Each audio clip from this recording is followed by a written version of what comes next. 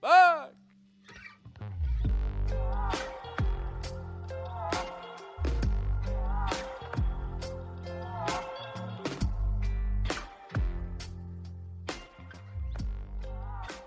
My name is Josh Miller. I own Riverstone Kennels, and I've been training gun dogs for more than 16 years. I have field trialed, I've hunt tested, but at the end of the day, I'm a duck hunter. You might find that the duck in our Duck Dogs podcast is spelled uniquely. The UK stands for my British Labs.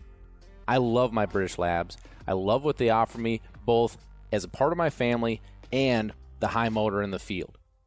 As you're going to find, I have some pretty special dogs. Follow along in our podcast series here as we talk about both in the field hunting and in the field training situations that will hopefully help you progress with your dog at home.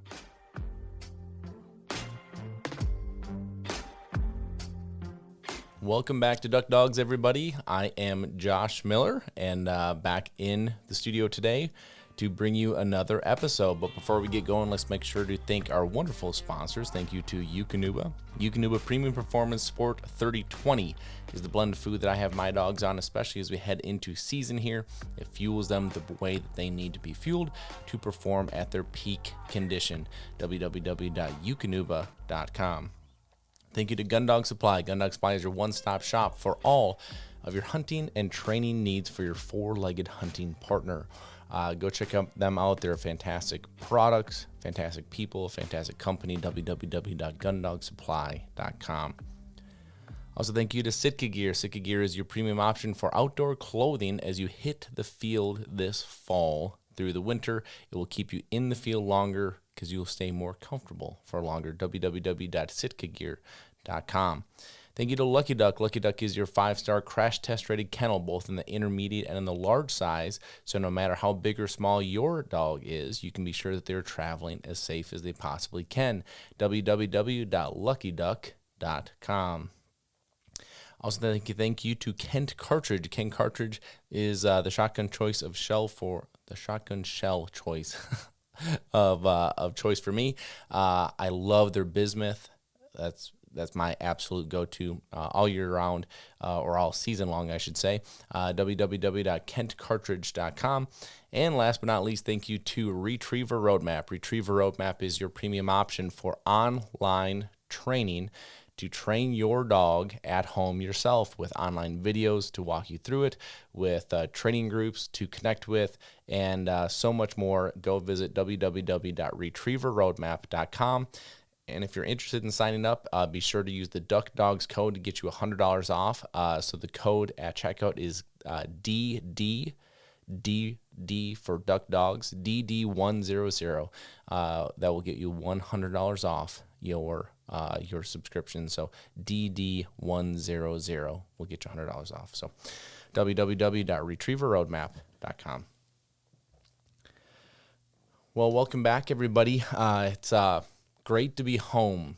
I've been gone for the last 2 weeks overseas, and although I had a fantastic trip, a lot of great things to share with you guys, there's just no place like home. You know, it's nice to get back. It's nice to be back with the family, be back with the kids, be back with the dogs, be back with routine. It was very go. Could not have enjoyed my time over there anymore, but yeah, it's just it's good to be back. So playing some major catch up, as you can imagine, being gone for 2 weeks, and this was one of the things I needed to catch up on, is get an episode out to you guys and kind of share some things dog wise that went on overseas. You know, overseas is a big part of what we do at Riverstone. One of the things, we've talked in the past about how, it just seems like there's a new British Lab breeder popping up on every corner all the time.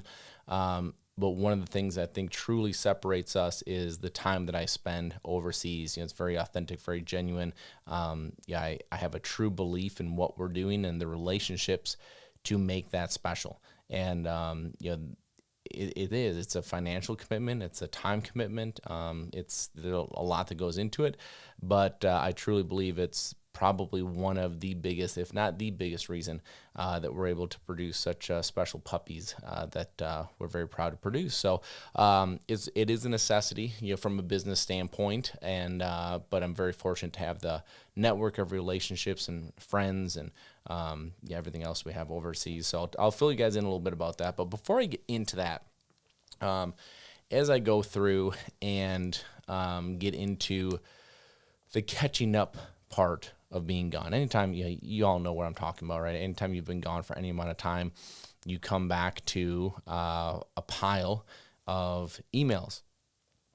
Well, not only emails, but social messages and text messages and voicemails and you name it. And so as you play catch up on that, there's some interesting trends that tend to pop up. Like what are the big things you missed?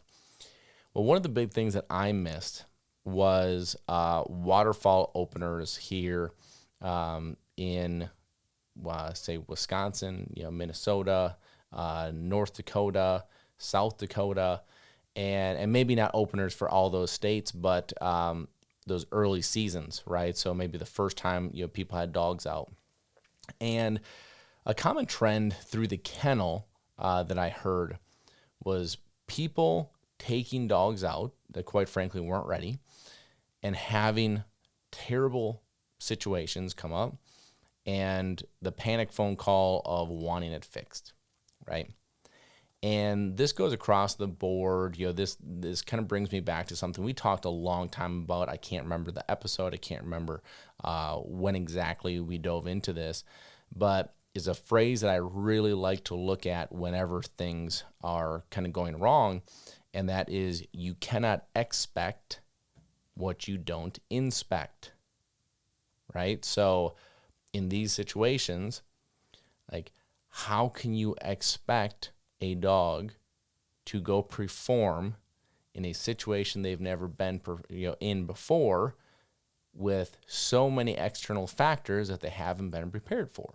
So an extreme example is a voicemail that I had to get back to that specifically wanted to talk to me, and because normally Dave or Aaron or somebody can handle it at the kennel, but specifically needed to talk to me, and the message was that he took his dog out for the first hunt, and they shot. The dog was nowhere to be found. They ended up finding the dog back at the truck, cowering under the truck.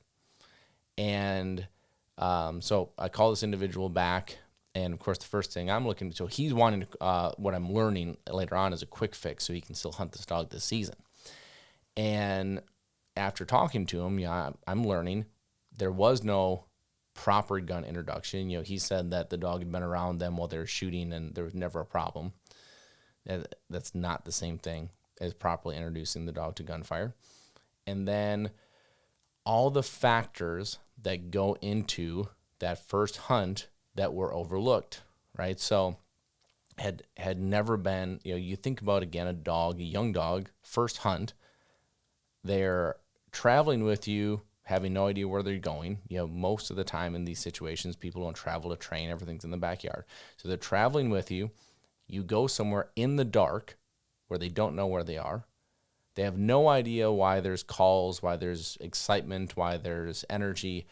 And then in this situation, 4 guys pop up and unload, and the dog has no idea what is going on and has not been properly introduced to gunfire. What else are they supposed to do, right? Like, you obviously did not inspect this situation. So how can you expect the dog to perform? So in this particular situation, all that the guy was looking for was a quick fix. So his comment was, so I need to send the dog in to get this fixed. And it's like, whoa. There is not an understanding of what is all going to go into this, right? We have now a fear that we need to get this dog over. I don't know if this will take a month. I don't know if this will take a year. I don't know if it will ever get over it. There's no promises that can be made. And this is where, if you're listening to this podcast, all of that probably sounds extremely silly to you, as I believe it should. but it's because you are a dog person. If you're listening to this, you are likely a dog person. But the vast majority of the public and the vast majority of dog owners, and the scary part is the vast majority of dog handlers in the field during hunting season, they are not dog people. They have a dog that they bring into the field. Most of the time, little to no work done with them. Certainly, most of the time, no thought into what the dog is going to have to do to be successful, to stay safe, to not have situations like this happen, right? And so we hear it from a training for the public side from the kennel. We hear these stories all the time. And then the next layer of the onion is, once you have this situation, there is very little understanding of what it's going to take to fix it. If, and that's a big if you can fix it. And so the reason I bring this up is that we get into, we're getting into, this season, right? So you are going to either have or will probably very soon put your dog in the field in a hunting environment. And my challenge to you is inspect the situation. Okay, so everything that you think the dog has not been prepared for. Now, when you inspect, I'm not saying don't put the dog in the environment. What I'm saying is don't expect your dog to perform as if you were in the backyard training. That will help you understand your mental approach. That will help you understand the forgiveness that you should be giving to your dog in this moment. That will hopefully help put your ego aside to where you don't have to be performing in front of the audience of who else is out there with you. This is the same with an older dog. Now, you may have less to inspect, or when you inspect, you may find less that you have to worry about or less that you should be concerned about, but it's still worth inspecting. When you inspect these situations before putting the dog into it, what oftentimes you can find if you've put your work in is, even though there's a hurdle, there's likely something that you can do to make that hurdle less of a hurdle or very easily overcome. You're in a situation where, for example, you have a big group of guys and gals that you're maybe invited on a hunt, and you find out that there's 12 guns and 2 other dogs are going to be there. And your dog is steady, your dog is under control, but this is a pretty high level intensity situation. Okay, that's you inspecting the situation. How do I still expect my dog to be steady? Okay, well, maybe this is where you go to a place board, a blind, somewhere to define the area. Your expectation is still the same, but you're lowering the hurdle by saying, let's just take this step back and just simplify one step. So that's just one example, but I just believe if you inspect the situations you are going to be hunting in, you're going to be putting your dog into, you will find ways to make your dog more successful. And for the love of goodness, do not put yourself in the situation that I described with the guy that brought the dog out, having not been properly gun introduced and firing, 3 guys unloading their guns over top of them in the dark, not understand what's going on. I mean, I know it's silly. I know you're like, what in the world? Like, I can't believe people actually do that. I promise you, more people do it than what you would ever believe. Mind-boggling. But anyway, moving on. So let's talk about Scotland, because Scotland, we did spend a little time in England as well, but Scotland was the main part of my trip overseas in the UK this time. And it was fantastic. I mean, from start to finish, it was fantastic. As far as the weather, it was great. If you know the weather in Scotland, it is either raining, drizzling, or heavily raining. It seems like it's one of the 3. But we had quite a few days where it was little to no rain, and so that was a huge win. I got to knock off a couple serious bucket list hunts, and I shot a red grouse, which is extremely prestigious over there. My friend Lewis, who set all this stuff up for me, yeah, he had said that he believes the red grouse is the most difficult game to put in the bag in the country. Like he went on and on about how he could not believe that we got one. Now we walked the majority of the day to get that one bird, and it was the only bird that we had in range. Did have some jump way up ahead of us. It was the only bird we had in range, and I was just fortunate enough to make a good shot on it and knock it down. So that was fantastic.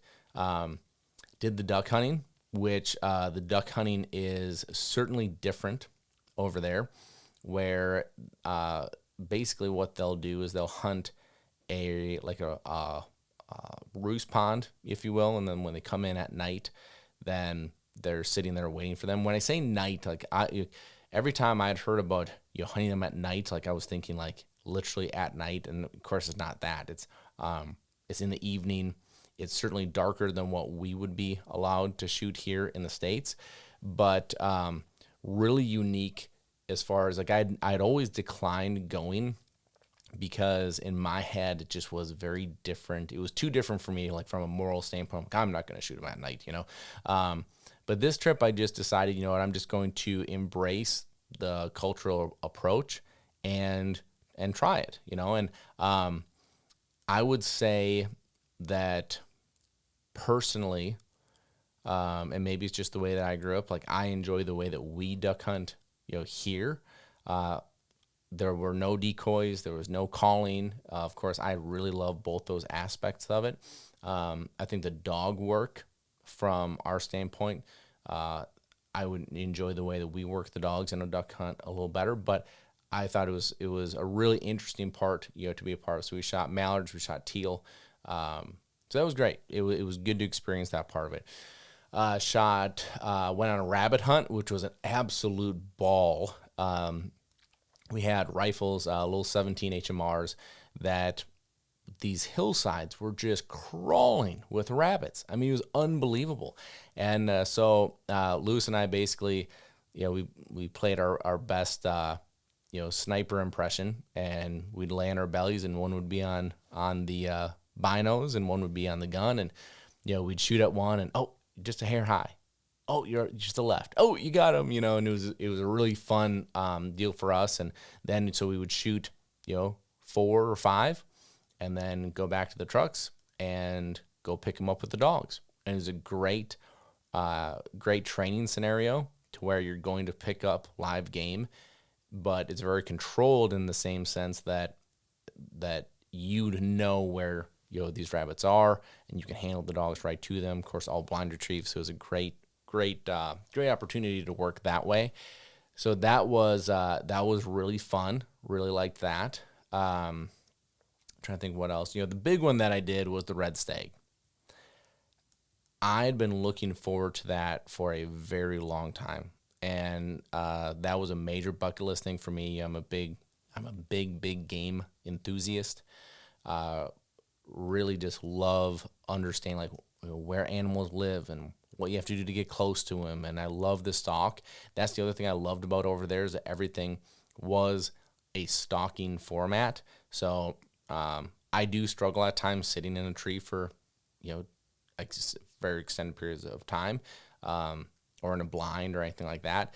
And so I love the stalk. Like, to me, that's hunting. So, for the big stag that I had shot, I was fortunate enough to harvest. We'd actually stalked that whole day. Oh gosh, I'm sorry, you guys. I have an Amber Alert or something like that going across my phone. So hopefully Brett can edit that one out. If not, hopefully that did not blare your ears out. It says it's a national test. This is a test of the National Wireless Emergency Alert System. Well, maybe all of you got that, so maybe you can reflect back on when you got that. But that's when I'm recording this. So the whole first day, or the day prior to me harvesting my big stag, we had gone up and down these hills. Like, we would spot a herd from a couple miles away. We would hike to get the wind right, drop down these big. I mean, they're big hills. I mean, like hundreds of feet drop, get down, and then have to go straight up. So I mean, these hills are straight up and straight down, and oftentimes we'd get there and you get in range, and there's either no stag, it's all hinds, or maybe young stags, or not a stag you want to harvest, or whatever it is, right? So there's a lot of that. And we were with a guy that we would probably call him a guide.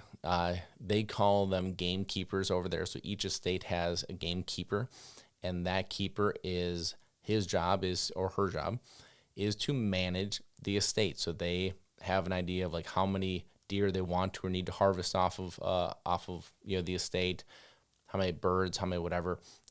Each estate, of course, is different as far as the animals that they naturally hold, but it's all about how does each estate do the best job that they can in managing the wildlife numbers. And so, of course, these are all free range wild stags, or wild red deer, I guess you'd call them, that we're hunting. And so this gamekeeper's he was a super guy, and really nice guy. He was 59, and I mean, I think my watch said after the first day, it said that we went, I think it was almost 29,000 steps, and we had climbed like 409 flights of stairs. I mean, that's how much like straight up and straight down you are. My legs were jelly. Full disclosure, my legs were jelly when we got back that first day. I was like, oh my gosh. So the second day we get out, naturally that shot of adrenaline gets you going again. And we got up to a vantage point, did some spotting, and found this herd that we figured was about 3 miles away. And the gamekeeper looked at us, and it was Lewis and I, and he goes, guys, like, I can't. You guys go for it. And he just let us do the entire stalk ourselves, which, to be honest, made it more special. Afterwards that we were able to harvest that stag. We dropped way down. We had to go around to get the wind in our favor, dropped way down in this ravine, and we actually bumped into 2 different herds on the way to the herd that we had watched bed down and we were trying to get to. One was an entire group of hinds. The other one probably had a stag that I would have been interested in shooting, but the wind wasn't right to try to make a move on them, so we just kind of kept with plan A. And so we got to where we had last glass, picked out a landmark, and got down in that ravine, which is like straight down. Went, used the cover, got to the vantage point, went up, and we were literally crawling. When I say crawling, it was like they have it's kind of like a piney bush that is called heather. Difficult walking on for periods of time, but we'd be grabbing the heather and like pulling ourselves up, is how straight up this was. And Luce was in front of me, and I'm going right behind him. I looked over, I just saw antlers, and I just grabbed his backpack in front of me and like pulled him down. And so I was like, they're right there. So we belly crawled up. They're about 200 yards, so we kind of belly crawled to a better vantage point and just laid there. And we had to have laid there for probably about an hour and just laid there and waited for him to get up, because he was laying down and, wanted a very clean, ethical shot. And, eventually he did, and, kind of the rest is history. But it was exciting because, those bucket list moments that you knock off, it's very surreal. It's very exciting. But the way that it happened with a very close friend of mine, one-on-one together, when we got to the animal and kind of had our moment of celebration and appreciation and kind of sat and let the adrenaline wear off, it was probably the most relaxed I've been in a very, very long time. I'm sitting there with one of my closest friends. We have a bucket list animal at my feet. We're up on this big hill. I look over to my right shoulder, and there's the ocean, right there. Nobody within miles of us, and it was very peaceful. And that's one of those things that of this trip, probably the probably the most memorable thing that I took home from the trip. We had one point that we were dying getting to, like, by the second hill that we had to climb straight up, we were dying. And Lewis had looked over to me and he goes, well, just think about it this way. In 10 years, we'll probably laugh about the work that we did to go get this thing. And sure enough, he's going to be spot on, right? Because we are absolutely going to laugh about that years from now because of what a chore it was to get there. And then after that very peaceful moment was followed by more adrenaline as we realized now we have to pack this animal out the same way that we came in. And so my legs were jelly after the previous day. My legs were completely shot after that pack out and everything. But fantastic trip. From a dog standpoint, it really was great. Not only the training on, of course, the rabbits and the ducks, and we had some walk-up days for the grouse, for partridge, but I got to shoot in a field trial, which I had done. Now I've done about everything that I could do in a trial other than judge, which would never happen being a foreigner probably. Maybe, you never know, but probably not. And then handle, which is an extremely difficult task because of how they operate field trials over there, be very, very difficult. But I've now shot, I've carried game, I have helped the organizational team do what they do behind the scenes, and I've been in the gallery. So I've done almost everything else that is part of one of these field trials. But the shooting aspect was really neat because, as we've talked about before, their field trials are on live hunts.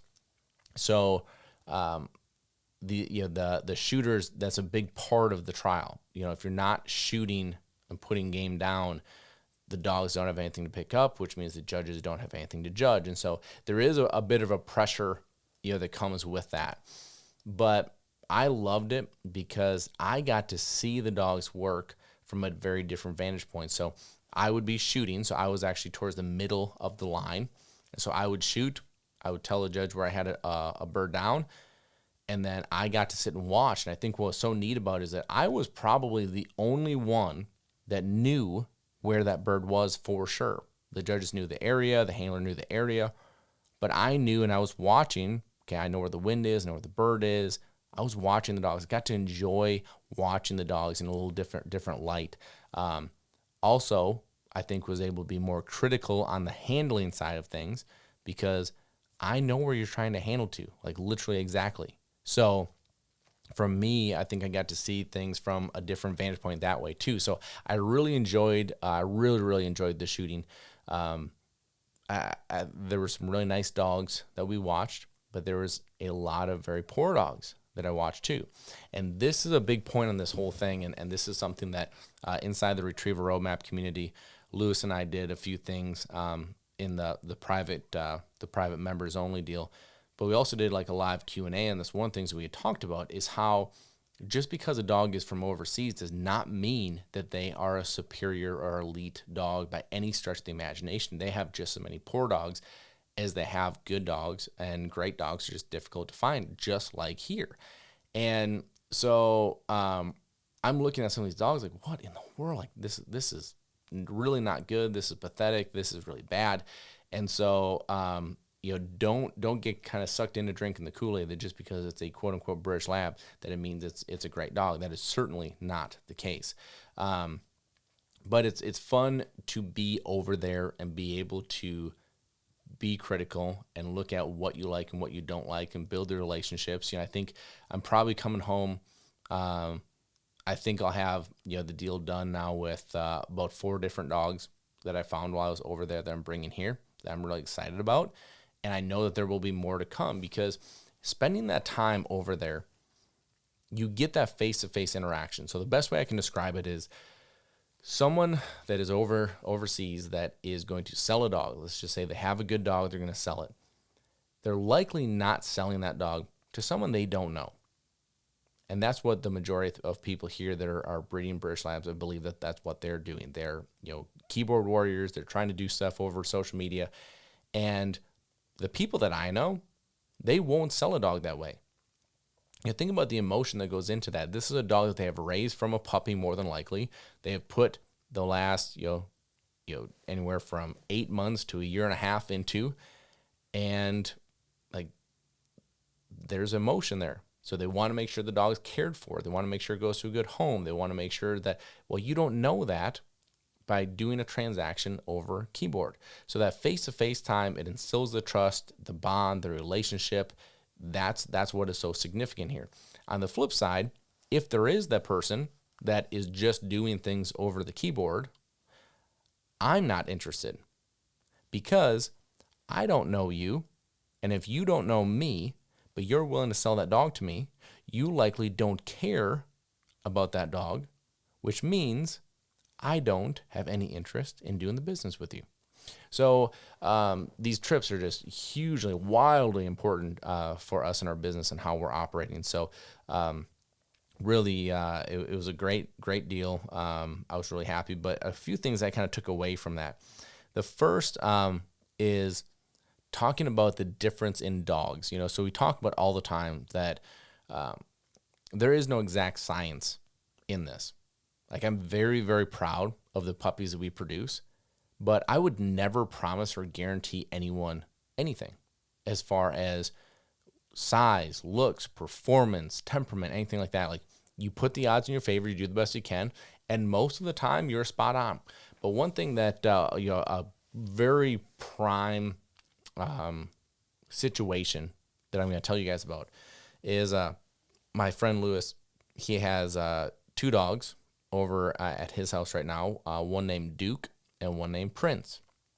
Now, Duke and Prince are litter mates that Lewis has owned since day one. Okay, so he has had them from the first day as a puppy.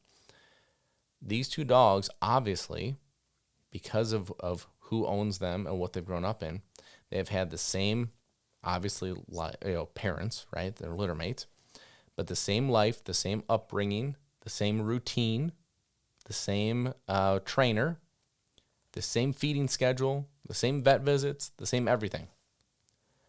Duke, they're, I think, 15 or 16 months old. Duke is probably twice the size of Prince. It's an enormous difference. He is a very different personality than Prince. Different energy levels.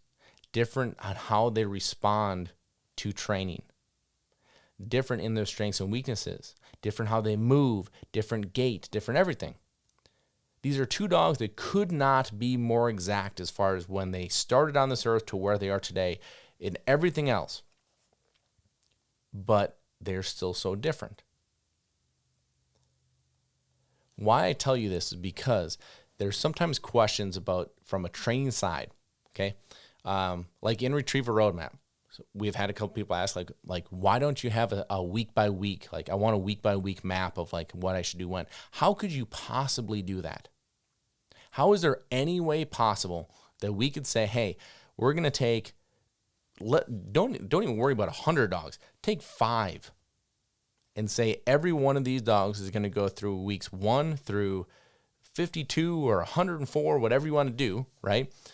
How in the world could you say that those dogs are going to go through that the exact same way? I don't think you can. Duke and Prince are prime examples of that. 2 dogs that could not be more similar in everything that they've been brought up in, and they're so different. So that's one side. 2, I feel like it always feels like a cop-out answer, but it's not. When I get people that want to send me messages or phone calls or emails, whatever, that it's by what age should my dog be doing X, right? Or how long should it take for my dog to go through this process? Again, how could you possibly know? Again, Duke and Prince, prime examples, are going through things at 2 very, very different paces.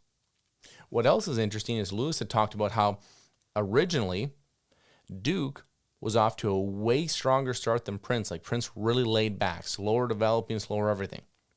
And now recently they've flip-flopped, and now Duke is going slower through all of his training, and Prince has accelerated to surpass Duke where they're at. How do you put that in there? So it's the differences in dogs. Like the differences in dogs is one thing, but the differences in you, the owner, the handler, that's a whole nother level of this, right? So the dogs are already different enough. But now we're going to take owners that are all going to be different personalities, different backgrounds, different ways of life themselves, right? So are you very analytical? Are you not? Are you super detail-oriented and organized? Are you super chill, laid back? Like what do you like, right? Then what property do you have to train on? What situations do you have to get the dog into? What equipment do you have? What do you like? You see where I'm going with this? Like there is just no way to say that there is X amount of time, X amount of age, X amount of whatever to go through the process. That is why I hit so hard. You have to fall in love with this process. You have to fall in love with the process.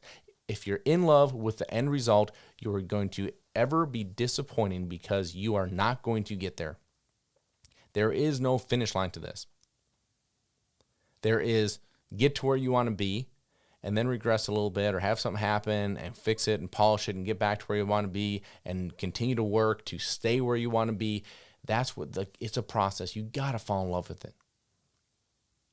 But I promise you, when you fall in love with this process, it will give back to you tenfold, whether that's through the love of your dog, the relationship you have in your dog, the time you get to spend together in the field, the time you get to spend together hunting, the time you get to spend, like the family aspect. There's so many things.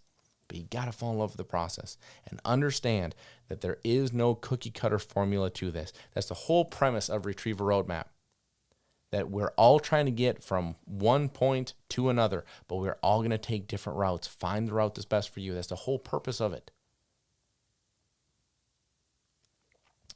Difference in dogs, that's big. The second thing is game. Okay, so they say game, we would say birds.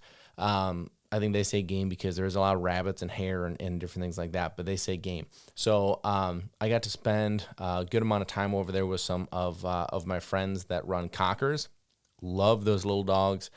Very different approach, very different geared dogs than a Labrador, but very, very fun in their own right. I just love their personality, love their energy level, love everything about them. But one of the things that was really interesting to me is we had a friend of ours that was out and we were doing a training day. And she made a comment which actually led into a deep conversation between all of us there. First off, I love the training days. Right? We did a lot of these where a bunch of us get together and we all train together. We share ideas, share thoughts, it was fantastic. Loved it. But we were on one of these training days and she goes, she was talking about a dog in particular, and she's like, she's just been on too many shooting days. She needs to get off that and back off game. And when she was saying that, it hit me that we oftentimes say the exact opposite, right? Like the dogs need to be on hunts. They need feathers in their mouth. They need all that stuff. And I'd say that there's some validity to that. But I think with that, many of us often stop training during hunting season. That's why you probably felt a little bit of a vibe from me on that. Like that's definitely a topic that I'm trying to go after. I'm trying to hit is in-season training, because in-season training, I believe, is possibly more important than the training you've done all summer long, because hunting season is going to unravel that summer training season. So go on the hunts, then come back, polish, tighten up, whatever you have to do to get back on track, and then go out on the hunt again.